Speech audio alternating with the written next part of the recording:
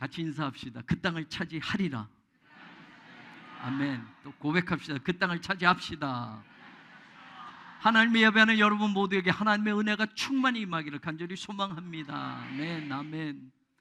사도행전에 나오는 초대교회의 모습을 보면 계속 성장하고 계속 사람들이 늘어나고 있는 모습을 보게 됩니다. 이 성장은 계속되어져서 AD 350년까지 기독교 인구가 약 3,400만 명까지 이르게 됩니다. 이 숫자는 당시 로마 인구의 56.5%에 해당하는 비율이었다고 합니다. 이렇게 초대교회는 성령의 역사와 더불어 점점 성장하고 부흥하는 교회였습니다. 학자들이 분석한 내용에 의하면 기독교는 처음 4세기 동안 400년까지는 10년마다 약 40%의 비율로 성장해 왔었다고 합니다. 외적인 성장은 이렇게 괄목할 만한 것이었습니다. 로마가 기독교를 313년 국교로 공인하게 되지만 사실은 그 이전까지로 본다면 기독교인이 된다는 건 세상에서 혜택을 받을 수 있는 삶을 사는 것이 아니었습니다. 예수님을 구세주로 믿는다는 건 어떤 경우는 세상에서 핍박을 받고 환난을 받고 어려움을 당해야만 했던 처음 시기가 있었던 겁니다. 그럼에도 불구하고 예수님을 구세주로 고백하며 기독교 인구가 팽창하고 부흥하고 성장했던 이유가 무엇이었을까? 그 당시의 복음은 사람들에게 예수님을 영접하면 당신 잘 삽니다, 당신 축복받습니다, 형통합니다 라고 외치는 복음이 아니었습니다. 예수 믿으면 당신들도 핍박받을 수 있습니다. 예수 믿으면 환난이 기다립니다. 예수 믿으면 예수님처럼 죽을 수도 있습니다. 그러나 부활이 우리에게 소망이 됩니다라는 것, 그것이 그 당시에 기독교인들이 살아가는 삶의 자리였고 그들이 전했던 복음의 내용이었습니다. 그런데도 기독교는 성장합니다. 부흥합니다. 초대교회 사도들과 교인들이 교회의 성장이라는 것에 관심을 두었기 때문에 그랬을까요? 교인들이 어떻게 하면 늘어날 수 있을까? 어떻게 하면 이 땅에 교회를 더 크게 접을 수 있을까를 생각하면서 사도들이 목회하고 성도들이 교회를 다니고 신앙생활을 했기 때문일까요? 성경은 그렇게 말하지 않습니다. 사도행전 6장에서 눈에 들어오는 구절이 반복되어 나타나는 것이 보입니다. 1절에 그때의 제자가 더 많아졌는데 7절에 예루살렘에 있는 제자의 수가 더 심히 많아지고, 단순히 교인의 숫자나 교회 다니는 사람이 늘어났다는 것이 아니라 제자가 많아지고 늘어났다고 말하는 대목입니다. 제자라는 단어 마테테스는 만타노라고 하는 배우다라는 동사에서 파생된 명사입니다. 교회 다니는 교인의 숫자가 아니라 복음을 믿고 배우고 예수를 믿고 말씀을 배우고 사도가 가르치는 것을 받아들이고 그 배움의 현장에서 제자로 살겠다고 하는 그런 사람들이 늘어났다는 겁니다. 예수님의 말씀을 듣고 배우며 예수님의 삶을 따르기 위해 복음을 전하는 증인으로까지 살아갈 각오와 결단을 하는 사람들, 바로 제자가 제자를 만드는 일이 초대교회에서 일어나고 있었던 겁니다. 성경이 말하는 성장은 단순한 양적인 성장만이 아니라 그에 비례한 질적인 성장도 같이 있었던 겁니다. 사도행전 2장에서 교회가 태동될 때 성령 충만함이 임했고 성령의 능력이 함께한 결과였고 교회의 환경이 박해와 환난이 대부분이었던 시절이지만 날마다 제자들이 늘어나고 그 말씀에 순종하며 살겠다고 결단하는 사람들이, 또 제자가 제자를 만드는 일이 멈추지 않았던 것은 사람의 계획이나 사람의 힘이나 능력, 그것이 아니라 예수 그리스도께서 보내신 성령의 역사였고 성령의 능력이 함께한 결과였기 때문입니다. 외형적으로는 교회는 꾸준히 성장하고 있고 급속히 성장해 가고 있었습니다. 그런데 성장하는 그 과정에서 우리를 걱정하게 만드는 모습이 보입니다. 1절 마지막에 보니 원망하니라는 단어가 나옵니다. 교회가 점점 성장하고 급속도로 부흥해 가고 있는 모습에 잘 되고 있는 것 같고 문제가 없는 것처럼 보이지만 안을 들여다보니까 원망이라는 문제가 교회 구성원들 가운데 스물스물 나오고 있는 겁니다. 다양한 사람들이 교회에 들어오게 되었는데 그 중에 헬라 출신들의 유대인 과부들이 교회가 어려운 사람들을 돕고 구제하는 일에 자꾸 그들은 빠지게 되니까, 제외되니까 그들 가운데서 히브리파 유대인들을 원망하는 일들이 생기는 겁니다. 일부러 차별하고 있나 할 생각할 정도로 오해가 생깁니다. 그러면서 교회 안에 분열이 생기기 시작합니다. 교회 안에서 파벌이 생기기 시작합니다. 누구는 헬라파, 누구는 히브리파라는 구분으로 편가르기가 생겨나고 있습니다. 1절 한 절에서 교회의 성장을 이야기하면서 원망이 같이 나오고 있다는 것을 그냥 지나칠 수가 없습니다. 숫자가 늘어나고 교회가 부흥하고 성장한다면 원망의 소리들이 슬슬 묻혀버릴 수 있을지 모릅니다. 아니면 어떤 사람들이 원망한다는 걸 모르는 척하고 교회가 잘 되고 있는데 무슨 소리야, 그냥 그렇게 덮어버리고 가자고 할 수도 있습니다. 교회가 부흥하면 됐지, 교회가 건축하고 있는데 그게 더 중요하지, 교회가 성장하고 사람들이 늘어나면 그런 것 좀 문제 삼지 않고 무시하고 그냥 가야 된다고 할 수도 있습니다. 그러나 사도들은 여기서 멈춥니다. 이대로는 아니야 라고 그들은 선언합니다. 만약에 사도들이 제자들의 수가 더 많아졌다는 이 숫자에만 도취되어 있었다고 한다면 교회 안에서 일어나고 있었던 내적인 문제를 제대로 파악하지 못했을 것이고, 헬라파 과부들이 어떤 차별을 받고 어떻게 교회 공동체로부터 소외된 아픔을 느끼고 있는지도 모르고 그냥 지나쳐 갔을 겁니다. 아니, 알았어도 숫자 늘리기가 교회 안에 더 중요한 것으로 여기고 있었다면 성장을 위한 작은 아픔쯤은 그냥 참고 넘기자고 무마하면서 지금은 교회가 더 열심히 달려갈 때라고 무시해버릴 수도 있었을 겁니다. 교회가 작은 아픔도 돌보지 않으면 구석진 곳에서 들리는 삐걱거리는 소리의 원인을 찾지 않고 무시해버리면 공동체의 아픔은 심각한 병으로 발전할 수도 있고 나중에는 더 큰 대가를 지불해야 할 만큼 어려움을 겪게 될 수도 있습니다. 사도들은 본질적인 문제를 다시 접근합니다. 그들이 생각해 보니 우리가 말씀을 제쳐놓고 접대하는 일까지 자신들이 하고 있었다는 것을 발견하게 됩니다. 그래서 2절에 12사도가 모든 제자들을 불러서 말합니다. 우리가 하나님의 말씀을 제쳐놓고 접대를 하는 것, 그건 마땅하지 않았다. 제쳐놓고라는 이 단어는 뒤로 빼놓는다, 뒤로 밀어놓다라는 뜻입니다. 하나님의 말씀은 뒤로 밀어놓고 대신 구제하고 돕는 일에 신경 쓰고 가난한 사람들을 찾아가고 가난한 사람들에게 무엇을 나눠주고 이런 일들을 사도들이 우선 먼저 했다라는 것에 순서가 바뀌었다. 우리가 제쳐놓은 그 일이 먼저였는데, 우리가 뒤로 밀어놨던 하나님의 말씀이 먼저였는데 본질적인 걸 놓쳐버렸다라는 것을 진단한 겁니다. 사도로서 반드시 해야 할 일은 뒤로 밀어놓고 사도들이 하지 않아도 될 일을 붙들고 있었습니다. 하나님의 교회에 우선순위로 해야 될 일을 뒤로 밀어놓고 우선이 아닌 것을 앞에다 놓고 그 일을 먼저 했다라는 것을 깨달았습니다. 그러면서 사도들이 모든 제자들을 불러놓고 말합니다. 문제의 발단은 우리가 먼저 해야 될 일을 뒤로 밀어놓아 버린 거다. 우리가 하지 않아도 될 일을 붙들고 분주하게 지내왔었다고 말하면서 수정하자고 말하는 겁니다. 그런데 이 내려진 진단이 사도들에게만 해당되는 것일까요? 교회 공동체가 모두 새겨들어야 합니다. 교회가 우선순위를 뒤바꿔 놓아서는 안 됩니다. 성도들도 마찬가지입니다. 교회 구성원으로서 해야 할 일을 뒤로 제쳐놓은 것은 없었는가? 우리도 같이 생각해 볼 수 있어야 합니다. 그게 우리 교회 안에도 정말 지금 시기에 중요한 것이 아닌가 생각합니다. 건축하니까 이 기분에 좋으니까 그냥 갑시다. 아니요. 본질적인 걸 놓쳐버리고 그냥 분위기에 휩쓸려서 중요한 것들을 그냥 지나가 버린다면, 교회가 붙들어야 할 것을 슬그머니 놓아버린다고 한다면,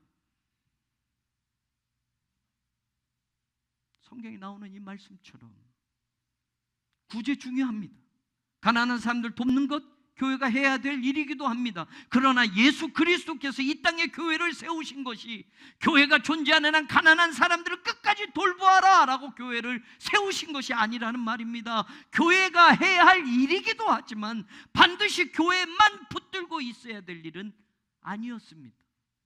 교회가 하지 않아도 구제는 세상이 할 수도 있습니다. 교회가 아닌 다른 단체가 할 수도 있습니다. 그러나 교회가 반드시 해야 할 복음 전파, 하나님의 선교를 감당하기 위해서 땅끝까지 그리스도의 증인으로 하나님의 말씀을 전해야 하는 이 사역은 교회가 반드시 해야 하고 우선적으로 해야만 합니다. 이 일은 절대로 세상이 대신해 주지 않습니다. 교회만이 감당해야 될 하나님의 위임하신 위대한 명령입니다. 교회가 이것은 뒤로 밀어놓고 다른 일에 분주한다면, 교회가 해야 할 일, 우선적으로 해야 할 일을 먼저 하는 교회가 되어야 합니다. 성도들도 마찬가지로 하나님의 자녀로 살면서 하나님의 일, 교회의 일은 제쳐놓고 뒤로 밀어놓고 세상 일 먼저로 사는 삶의 모드 전환을 해야 합니다. 삶의 모드가 바뀌어져야 된다는 말입니다. 하나님을 예배하는 삶이 어떤 것보다 우선순위에 있어야 합니다. 코로나 시기인데요, 상황이 그런데요, 일주일에 한 번만 하면 되지요. 다들 어려운데 예배 드리는 거 그렇게 그냥 가도 되지 않겠습니까? 성도는 예배가 늘 자신의 삶의 앞에 있어야 합니다. 예배 드리는 일이 가장 중요한 것으로 내 인생 전체의 순위에서 늘 앞에 있게 해야 합니다. 성도로 살면서 먼저 해야 될 일을 뒤로 제쳐놓고 살아가는 사람이 되지 않기를 주의 이름으로 축원합니다. 그래서 사도들은 이것을 바로잡기 위해서 사람을 세우기로 합니다. 3절 마지막 나오는 단어가 맡기고입니다. 맡기고라는 단어 앞이 그들에게라는 단어입니다. 그들에게라는 단어 앞에 이 일이라는 단어가 나오고 있습니다. 맡기고라는 카타스테소멘이라는 단어를 영어 성경 킹 제임스 버전에서는 appoint라고 말합니다. 임명하다입니다. 그냥 맡기다는 단순한 뜻이 아니라 임명하다. NIV 영어 성경에서는 turn over, 건네주다, 넘겨주다라고 번역하였습니다. 여러분, 중요한 것을 아무한테나 건네주고 넘겨주는 사람 있습니까? 정말 중요한 것을 내가 붙들고 있었는데 이것을 누구에겐가 건네줄 때, 넘겨줄 때 아무나 그냥 주는 사람 있습니까? 맡기다라고 하면 뭐 별로 중요한 건 아니면 이 사람한테도 맡겨도 되고 저 사람한테도 맡겨도 되지만, 정말 중요한 거라면 여러분, 이 단어가 의미하는 appoint, 임명하는 겁니다. 그냥 아무에게나 맡기는 게 아니고 아무에게나 넘겨주고 건네주는 게 아니라 이 일을 꼭 그 사람이 해야 되기 때문에 특별히 임명하는 겁니다. 장로님도 마찬가지. 우리 새롭게 꼭 그 일을 해야 될 분이기 때문에 장로님을 임명하고 안수를 하는 겁니다. 아무나 세워도 됩니다. 시대가 그러니까 숫자가 더 많아져야 하니까 그냥 세웁시다가 아니라는 말입니다. 그래서 6절에 보면 사도들이 임명된 그 사람들에게 안수하는 모습이 나옵니다. 하나님의 일은 이렇게 해야 합니다. 교회의 분열과 원망이 파벌을 나누고 끼리끼리를 나누어서 은혜가 충만한 공동체를 어렵게 만들 수 있었지만, 꼭 세워야 할 사람, 꼭 그 일을 해야 할 사람을 임명해서 사도들이 했던 일을 맡겨주었고, 사도들이 붙들고 있던 것을 건네주었고 넘겨주었던 것입니다. 오늘 당회를 통해서 공천을 받고 임원들이 세워지는데 저는 꼭 필요한 사람들이 세워질 것을 믿습니다. 사도들이 했던 일을 넘겨주고 건네주고 하나님의 일을 하도록 특별하게 임명하여 세워지는 사람들이 교회의 일꾼이 되어야 합니다. 사도들이 맡기는 일을 우리말로는 그냥 일이라고 되어 있으니까 그냥 어떤 일이든 다 포함되는 것처럼 들려지지만, 크레이아스라는 이 단어를 성경은 사용합니다. NIV 성경에서는 this responsibility, 이 책임이라고 번역합니다. 킹 제임스 버전 성경에서 this business라고 번역하고 있습니다. 우리말 성경 그냥 일이라고 번역하는데, 이 일이라고 번역하는데, 이 크레이아 쓴 단어는 그냥 단순히 일 혹은 비즈니스라고 번역할 수 있는 단어가 아닙니다. 이 단어는 필요라는 뜻을 가지고 있습니다. 또는 그거의 중요한 의미로 결여, 부족이라는 의미도 있습니다. 다시 말하면 이 일은 지금 교회에서 부족하고 모자란 것이기 때문에 꼭 필요가 채워져야 되는 일이기 때문에 맡기는 겁니다. 그렇기 때문에 맡을 사람을 잘 골라야 됐습니다. 필요한 일이기 때문에, 교회가 정말 중요한데 모자라고 있기 때문에 그것을 채울 사람을 세우는 것이었습니다. 부족한 것을 채워줄 사람, 그 결여된 것을 메워줄 사람이 필요한 겁니다. 이 일은 그냥 해도 되고 안 해도 되는 일이 아니었습니다. 아무나 맡기면 해도 되고 안 해도 되는 그런 일이 아니었습니다. 반드시 꼭 필요한 일이라는 뜻이 이 단어 속에 담겨져 있는 겁니다. 그래서 사도들이 이 일을 처음 했던 겁니다. 교회 안에서 꼭 해야 될 일, 필요한 일이 있습니다. 교회 안에서 채워져야 할 것도 있습니다. 부족한 채로 그냥 둬서는 안 되고, 부족한 것을 남겨둬서는 안 되고, 부족하기 때문에 누군가를 통해서 꼭 채워져야만 되는 일이 있다는 말입니다. 결여되었기 때문에 꼭 채워서 그 일을 완수해야만 하는 하나님의 일이 있습니다. 그런데 아무나 세우고 아무나 맡기고, 사정이 이러니까, 형편이 이러니까, 지금 세상이 이렇게 되었으니까 합리화하면서 일단 숫자를 늘리는 게 중요했을까요? 아니요. 지금 집사님의 숫자가 모자라서 우리 새로운 교회가 하나님의 일을 지금 제대로 못하고 있는 겁니까? 권사님들의 숫자, 장로님들의 숫자가 모자라서 더 많은 일을 우리 교회가 지금 못하고 있는 겁니까? 우리 교회 전체 1018명에 집사 이상 직분을 가진 분들이 391명입니다. 절반 가까이가 임원인데 아직도 임원이 모자라는 건가요? 아직도 임원의 숫자가 적으니까 교회 일이 진도가 안 나가고 교회 일이 어려움이 생기는 것일까요?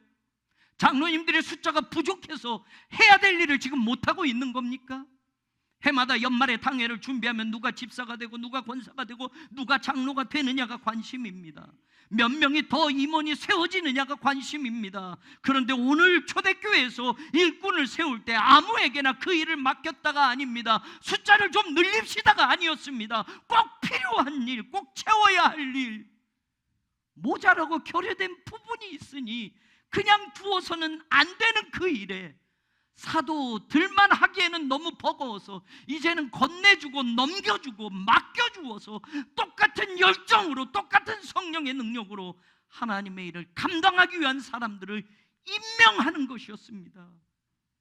저는 우리 교회 장로님, 권사님, 집사님들이 정말 하나님의 일에, 교회 일에 꼭 필요한 일꾼들로 세워지고 끝까지 쓰임받기를 간절히 소망합니다. 오늘 당회를 통해서 세워지는 일꾼들이 우리 교회에 필요한 것들을 채우고 결여되고 결핍된 부분들을 채워서 더 건강한 교회를 세워가는 분들이 되기를 바랍니다. 하나님의 일이고 하나님의 것이기 때문에 그것은 그냥 비워두어서는 안 되는 겁니다. 그냥 내버려 두고 언젠간 되겠지 제쳐두고 그냥 내버려 두어서는 안 되는 겁니다.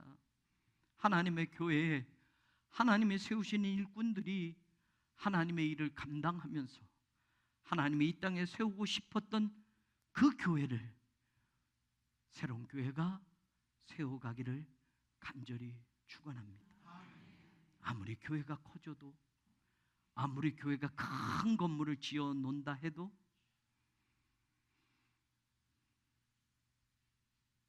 교회 안에서 생긴 작은 원망의 쓴뿌리를 그냥 남겨두면 큰 나무가 되었어도 그 나무는 그 쓴뿌리 때문에 언젠가는 병들어서 쓰러진다는 것을 알아야 합니다. 아무리 큰 건물을 지어내었어도 원망과 분열이라는 이 작은 균열들을 그냥 내버려 두면 언젠가는 붕괴한다는 사실을 알아야 합니다. 저는 우리 교회가 외형적 성장도 중요하지만 그보다 더 내적인 성숙에 관심을 두는 교회가 되기를 원합니다. 임원들의 숫자가 아니라 임원들이 하나님의 사람으로 본질적으로 하나님의 교회를 위한 충성된 일꾼으로 다시 결단하는 것이 더 중요하다는 걸 아시기를 바랍니다. 저는 우리 교회가 더 건강한 교회가 되기를 소망합니다. 건강한 믿음을 가지고 주님의 몸된 교회를 섬기는 성도들이 더 많이 나오기를 소망합니다. 이름 뒤에 붙어진 집사, 권사, 장로라는 그 직분을 더 중요하게 여기는 게 아니라 그 숫자를 더 늘려서 교회가 더 안정될 것 같은 착각이 아니라 건강한 믿음을 가진 그런 사람들이 교회를 섬기고 하나님의 일을 감당하는 교회가 되기를 원합니다.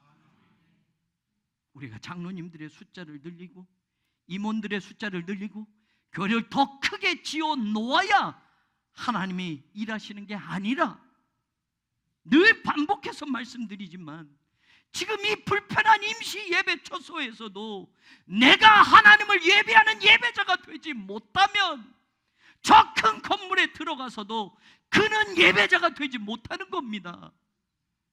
지금 이 상황에서도, 이 어려운 문제 앞에서도 희생하거나 책임을 다하는 자리에 서보지 않은 사람은 나중에도 절대로 새로운 문제, 새로운 사건 속에서도 책임 있는 자리에 서 있지 못하는 겁니다. 지금 이 자리, 지금 이 상황 속에서도 하나님의 교회이지 않습니까? 지금 우리가 하는 것이 하나님의 일인 것은 하나도 달라지지 않지 않았습니까? 13만 5천 명의 미디안 군대가 쳐들어옵니다. 사사시대 이스라엘 백성도 두려워 떨기만 합니다. 그들은 한 번도 이겨보지 못하고 늘 도망치던 사람들이었습니다. 기드온을 하나님이 부르셨습니다. 이제 한번 싸워봐라. 사람들을 모아봅니다. 3만 2천 명이 모였습니다. 13만 5천 명을 상대하는데 아직 숫자가 한없이 부족합니다. 그런데 하나님은 야, 많다, 돌려보내라. 아니 13만 5천 명과 싸워야 되는데 3만 2천 명이, 고작 3만 2천 명인데 왜 이게 많다고 하시는지. 이 숫자도 턱없이 모자라서 더 늘려야 하는데 하나님 돌려보내랍니다. 2만 2천 명이 돌아갔습니다. 10,000명이 남았습니다. 아직도 많다. 9,700명을 돌려보내고 300명이 남았습니다. 300명이 어떻게 13만 5천 명과 싸웁니까? 한 사람이 450명을 상대해야 되는데요. 만약 숫자가 중요했다면, 숫자를 채우고 늘리는 게 더 중요했다면 하나님은 야, 돌려보내지 마라, 더 모아라, 더 모아라, 더 세워라 라고 했을 겁니다. 한 명이라도 더 붙들어라, 한 명이라도 더 오라고 해라, 한 명이라도 더 세워줘라.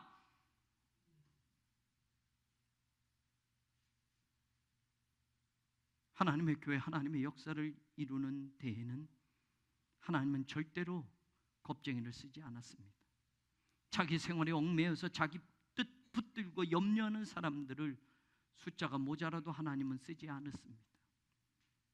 그 숫자가 300명밖에 없어도, 그 숫자가 10명이어도 하나님을 향한 건강한 믿음을 가진 그런 성도, 그 교회가 하나님을 향한 건강한 믿음을 가진 교회라고 한다면 하나님은 오늘도 그 교회를 쓰십니다. 오늘도 그 사람들을 불러서 사용하실 줄로 믿습니다. 엘리야 한 명이 갈멜산에서 바알 선지자 450명, 아세라 선지자 400명과 싸워야 했습니다. 영적인 싸움입니다. 850명과 상대하며 그는 외쳐 불렀습니다. 어떤 신이 참신인지 불로 응답하시는 여호와를 너희가 오늘 보게 될 것이다. 한 명이어도 850명을 상대할 수 있는 영적인 그 사람을 하나님은 이 시대에도 찾고 있고 부르고 계시는 줄로 믿습니다. 다윗을 돕는 용사들이 있었습니다. 그 가운데 야소보암은 블레셋 군대 300명을 맞서서 혼자 싸웠던 용감한 장수였습니다. 한 명이 300명을 상대했다는 말입니다. 믿음과 성령이 충만한 사람이 초대교회에 임명되어졌습니다. 그리고 그들이 세워졌습니다. 하나님과의 관계에서 가장 중요한 연결고리는 믿음입니다. 믿음이 없이는 하나님을 기쁘시게 할 수 없다고 성경은 말하지 않습니까? 하나님과의 관계가 흔들리지 않는 그 믿음의 끈으로 연결되어진 그 사람들이 교회의 일꾼으로 세워져야 합니다. 그들의 믿음으로 하나님의 교회를 섬기게 하셨습니다. 그리고 사도들이 이런 결정을 내렸을 때 교회가 따라주었습니다. 그랬을 때 5절에 보니 온 무리가 이 말을 기뻐하였다라고 말합니다. 기쁨으로 모두가 반응하고 있는 모습을 보게 됩니다. 조금 전까지 원망, 분열의 위기에 있던 교회가 기쁨의 공동체로 바뀌어졌습니다. 교회 안에 갈등이 있었고 혼란이 있었고 히브리파 헬라파로 나뉘는 분열이 생겼는데 그 모든 혼란과 갈등이 새로운 시작과 새로운 기회로 바뀌어졌습니다. 오늘 우리 교회가 이런 기쁨이 채워지는 날이 되기를 바랍니다. 우리 안에 작은 원망도 불평도 기쁨으로 사그라들고 새로운 도전과 새로운 차원의 사역이 펼쳐지는 그런 교회로 세워져 가게 되기를 바랍니다. 교회의 외적인 성장에 도취되어 있었다고 한다면 아픔과 소외당하고 있는 헬라파 유대인들이 끌어안지 않았다고 한다면 초대교회의 생명력은 여기서 끝났을지 모릅니다. 숫자만 붙들고 있었다고 한다면, 숫자 더 늘려야 된다고 하는 것만 붙들고 있었다고 하면 초대교회는 더 이상 주의 일을 감당하지 못했을지 모릅니다. 사랑하는 여러분, 교회가, 목회자가, 성도가 반드시 해야 될 일을 뒤로 제쳐놓지 않는 그런 우리 교회가 되기를 원합니다. 갈등, 원망, 불평이 치유되고 모두가 기쁨으로 다시 시작할 수 있는 이런 교회의 모습이 오늘 우리의 모습이 되기를 간절히 소망합니다. 꼭 그 일을 맡아야 하실 분, 교회의 부족하고 모자란 부분을 맡아주어야 할 그 사람, 그들이 그 자리에서 충성할 때, 그 자리에서 순종해 나갈 때 사도들은 기도하고 말씀 사역에 전념할 수 있었고 그 일에 충성하는 사람들이 있었을 때 교회는 더 건강하여 하나님의 말씀이 왕성해졌다고 성경은 말하고 있습니다. 전 우리 교회가 더 아름다워지기를 소망합니다. 전 우리 교회가 지금보다 더 건강하게 자라기를 소망합니다. 그리고 그것보다 더 중요한 것, 하나님의 어느 시대건 우리 교회를 쓰시는 교회가 되기를 소망합니다. 장로님들을 사용하시고 권사님들, 집사님들, 우리 교회를, 우리 목회자들을 사용하셔서 시대가 바뀌고 아무리 그래도 우리 스스로가 합리화하면서 세상적인 생각이나 인간적인 생각이 아니라 하나님이 기뻐하실 것이 무엇인가를 자꾸 생각하면 하나님의 뜻을 이루어가는 그런 교회로, 하나님의 말씀이 왕성해지는 그런 교회로 우리 새로운 교회가 또 한 해를 소망을 가지고 달려갈 수 있게 되기를 주님의 이름으로 간절히 축원합니다. 하나님, 사람을 세우는 일은 정말 중요한데 초대교회가 우리에게 그런 모습을 보여줍니다. 하나님, 우리에게 정말 부족한 것이 무엇입니까? 장로님의 숫자가 적은 것, 임원들의 숫자가 적어서 우리 교회가 일을 제대로 못하는 것일까요? 이미 있는 391명의 집사, 권사, 장로님들만이라도 지금 주신 그 직분을 소중하게 여기고 충성되게 감당한다면 세상에 깜짝 놀랄 만한 교회로 우리 교회가 쓰임받게 될 줄로 믿습니다. 다시 원점, 다시 처음 그 자리로 돌아가 하나님이 내게 주신 그 사명을 감당하는 목사가 되고 성도가 되게 하여 주옵소서. 당회를 통해 새롭게 선출되는 임원들이 그 처음을 잊어버리지 않게 하시고 하나님 앞에 늘 서 있게 하셔서 하나님의 교회를 위해 일하는 그 모든 일에 하나님의 영광을 노래하는 사람들이 되게 하여 주옵소서. 어떤 시험도 어떤 마귀의 유혹도 이 연말에 우리 가운데 자리하지 못하게 하시고 모든 것이 은혜로 채워지게 하여 주옵소서. 예수 예수님 이름으로 기도합니다.